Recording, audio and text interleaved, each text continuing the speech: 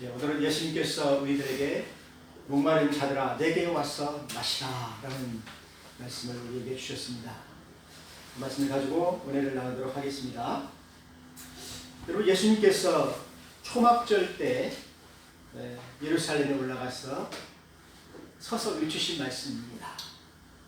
목마른 자들은 다 내게로 왔어. 내가 주는 생명수를 마셔라. 여러분, 이 초막절 때가 되게 되면은 유대에 있는 12살 이상 된 모든 남자들은 예루살렘에 가서 하나님께 절기를 지켜야 됩니다. 일종의 그 추수감사주일이죠. 모든 것을 추수하고 나서 모든 이스라엘 백성들의 남자들이 가서 하나님께 감사하는 거예요. 하나님께서 이 모든 곡식을 추수하게 하셨습니다. 그래서 이 초막절은 수장절이라고도 합니다. 우리에게는 추수감사주일이죠. 그래서 그런지 몰라도 모든 유대의 백성들은 이 명절을 기다려요. 큰 명절이죠.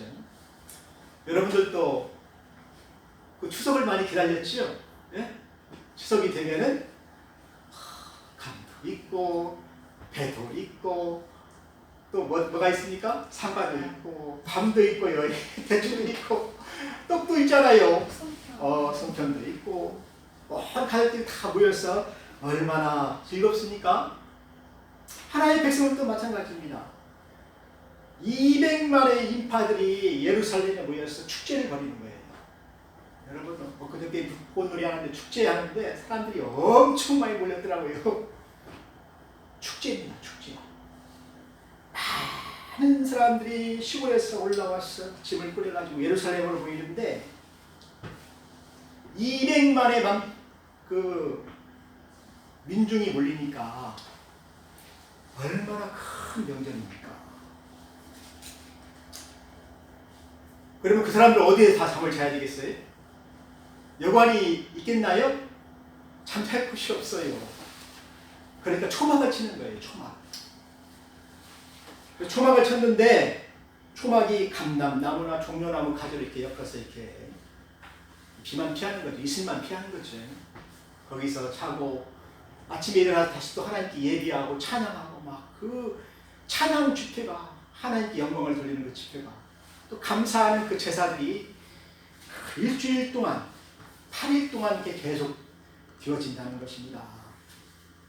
그래서 이 초막절은 이스라엘 백성들이 광야에서 40년 동안 장막에서 지냈잖아요.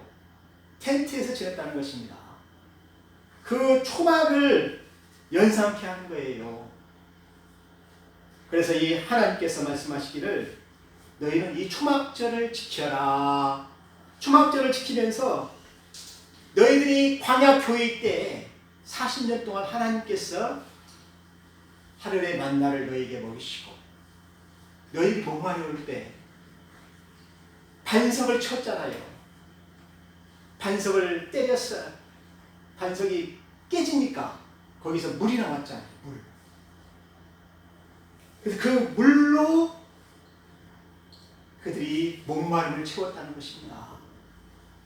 그래서 이 초막절 때 가장 상징적인 것이 무엇이냐면은 초막이에요. 초막.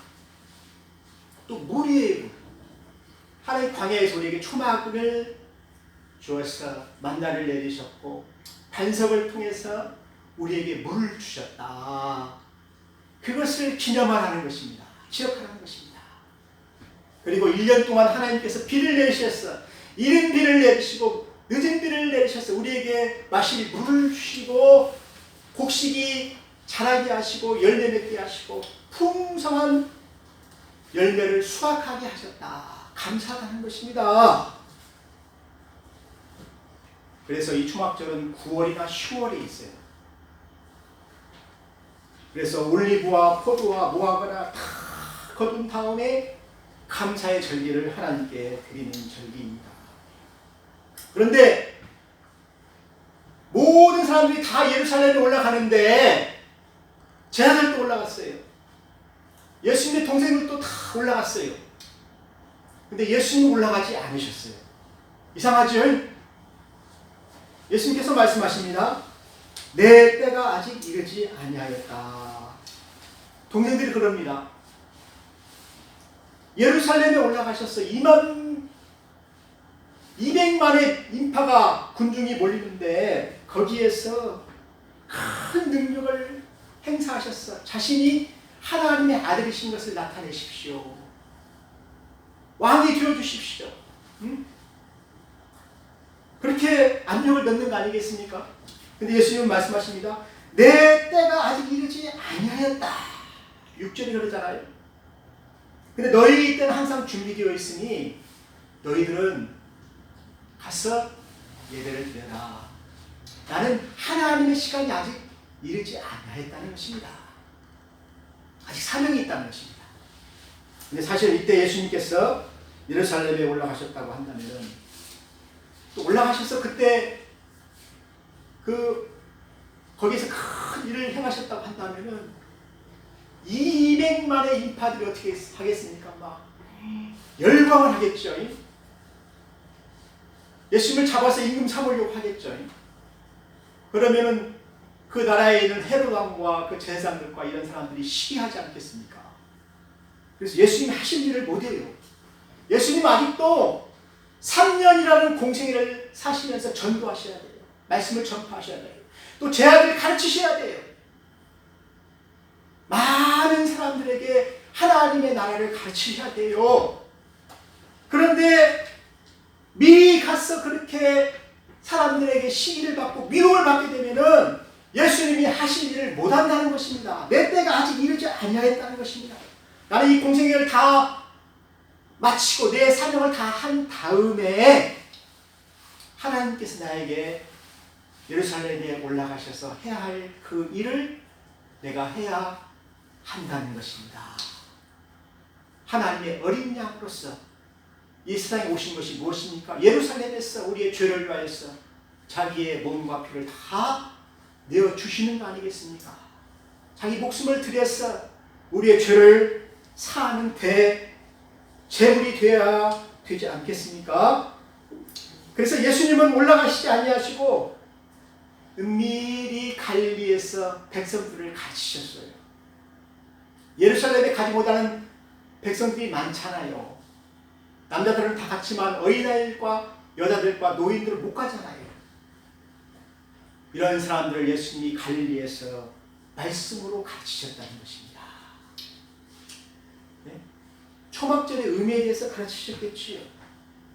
모세의 오경을 가르치셨겠지요. 시편과 모든 선지자들이 예언한 그 메시아를 가르치셨겠지요. 그래서 예수님은 명절 중간에 가셨어요. 중간에. 다 올라간 뒤에 예수님이 은밀하게 조용하게 예루살렘에 올라가셨다는 것입니다. 이 소식을 사람들이 알았다고 한다면 군중들이 몰려들었겠죠. 호산나 하면서 저 높은 곳에 앉아서 우리를 다스려 달라고 하는 이 군중들이 있잖아요. 그래서 예수님이 은밀하게 들어가셨다는 것입니다. 이것을 이사야 선지자가 말하였습니다. 이사야 선지자 42장 2절에 그는 외치지 아니하며 목소리를 높이지 아니하며 그 소리를 거리에 들리지 않게 하실 것이다. 왜요? 예수님이 은밀하게 가셨다는 것입니다. 그래서 성전에 가셔서 예수님이 무엇을 하셨습니까? 그 백성들을 가르치셨어요. 예? 모세 오경을 가르치시고 시편에 나타난 그 메시아에 대해서 가르치시고 선지자들의 그 말씀을 가르치시고 그 모든 것들이 무엇을 말하고 있습니까? 다시 오실 우리가 기다리고 있는 메시아, 그 메시아를 가르치고 있잖아요. 다윗의 씨를 통해서 다시 오시게 되실 유대인의 왕 메시아를 가르치고 있잖아요. 그래서 성전에서 예수님께서 그들에게 말씀을 가르치실 때 이 사람들이 놀랐어요. 이 사람의 지혜가 어디에서 왔느냐? 이렇게 가르치신 적이 없다. 이렇게 가르치신 사람이 없다. 그래서 많은 사람들이 하나님 나라에 대해서 들을 때 그들의 목마름이 채워졌다는 것입니다. 예수님이 누구인지 알지 못하지만 저분이 하시는 그 말씀을 들으니까 하나님 나라가 곧 오실 것이다. 그분이 곧 오실 것이다. 메시아가 곧 오실 것이다. 그래서 예수님은 그 많은 백성들에게 하나님의 말씀을 가르치신 거예요. 양식이 없어 주림이 아니고 하나님의 말씀을 듣지 못한 기갈이라. 선지자들이 얘기했잖아요. 400년 동안 선지자가 없었기 때문에 말씀을 듣지 못했는데 예수님께서 오셔서 말씀을 가르쳐 주시니까 그 말씀을 들을 때 그들이 은혜를 받았다는 것입니다. 그리고 그들이 말씀을 들을 때 소망이 생겼다는 것입니다. 메시아에 대한 소망이 생겼다는 것입니다. 사랑하는 성도 여러분, 목마른 이 백성들이 예수님의 말씀을 듣고 다시 살아나는 것입니다. 생명이 살아나는 것이에요. 그래서 초막절 끝날에 예수님께서 서서 외치셨습니다. 누구든지 목마르거든 내게로 와서 마셔라. 사랑하는 성도 여러분, 초막절 끝날에 무슨 일이 있습니까? 초막절 끝날에는 물을 제단에 부어요. 저 실로암 못에 가서 물을 길어 와가지고 7번이나 거기에 부어요. 제단에 부어요. 이게 무엇입니까? 이것이 하나님께서 우리에게 물을 주셔서 감사하다. 물이 없으면 농사를 못 치잖아요. 물이 없으면 목마르잖아요. 근데 광야에 있을 때 하나님께서 어떻게 하셨습니까? 그들이 물이 없어서 모든 백성들이 원망했어요. 모세를 원망하고 하나님 원망했어요. 그때 하나님께서 모세를 통하여서 지팡이를 가리키면서 이 지팡이로 저 반석을 내리쳐라.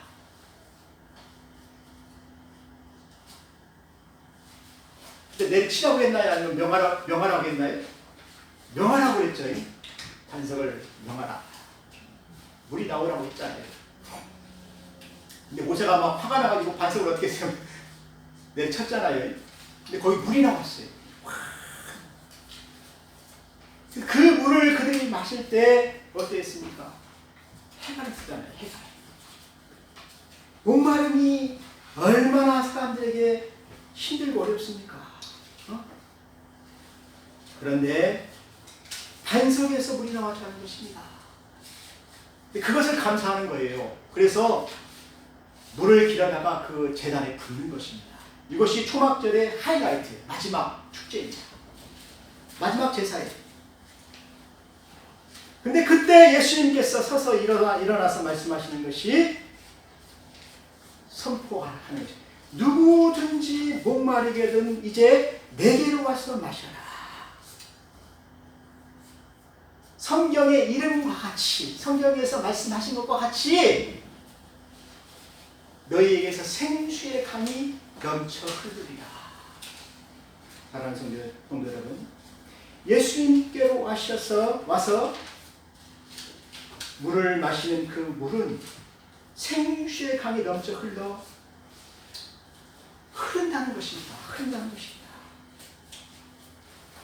여러분, 에스겔서 47장에 보니까 성전 문의 이름이 성전 앞면이 동쪽을 향하였는데 그 문지방 밑에서 물이 나와 동쪽으로 흐르다가 성전 오른쪽 제단 남쪽으로 흘러내린다. 에스겔 선지자가 본 거예요. 성전에서 물이 흐른다는 것입니다. 또 스가랴 제사장 그 선지자가 또 얘기했는데 그날의 생수가 예루살렘에서 솟아나서 절반은 동해로 절반은 서해로 흐를 것이라. 여름에도 겨울에도 그러하리라. 여호와께서 천하의 왕이 되시리니 그날에는 여호와께서 홀로 한 분이실 것이요 그의 이름이 홀로 하나이실 것이라. 여러분, 예루살렘에서 생수의 강이 흘러나온다는 그 비전입니다. 생수가 예루살렘에서 흘러나와서 온 세상에 강물이 흐르게 된다는 것입니다. 이 시온의 그 성전에서 말씀이 선포되었어. 그 말씀이 온 세계에 전파되고 또 이 생수의 강이 흘러서 넘쳐서 온 세상에 퍼지게 된다는 것입니다. 동서남북으로 퍼지게 된다는 것입니다. 근데 오늘 성경에서 그것을 설명하고 있습니다. 이 생수의 강이 무엇이냐? 믿는 자에게 성경의 이름과 같이 그 배에서 생수의 강이 흘러나오는데 이것은 39절에 설명하고 있습니다. 믿는 자들이 받을 성령을 가리키는 말씀이라. 성령님께서 오신다는 것입니다. 여러분, 예수님께서 보내실 그 성령님이 이제 오시게 되면은 생수의 강이 흐르게 된다는 것입니다. 여러분, 좋지 않습니까? 그 요한계시록 22장에 보면은 생수의 강이 그 보좌 밑에서 나오잖아요. 그래서 생명수 강이 흐르고 그 옆에는 생명나무 실과들이 12가지 실과가 맺히잖아요. 그리고 그 잎사귀들은 만국을 소송하기 위하여서 예비되었더라. 그 생명수 강가에서 우리가 그 생명수를 마시게 되는 것입니다. 여러분, 시원하지 않겠습니까? 맛있지 않겠어요? 다들 기대가 돼요. 그 맛이, 그 생명수가 얼마나 우리를 시원하게 하고 모든 눈물을 다 써준다고 그러잖아요. 모든 병을 다 낫게 해준다고 그러잖아요. 눈물도 없고 아프지도 않고 혹하는 소리도 생명수 샘가에서 우리가 살게 되는 그 날이 있습니다. 그런데 그것이 오늘 예수님께서 말씀하시는 거예요.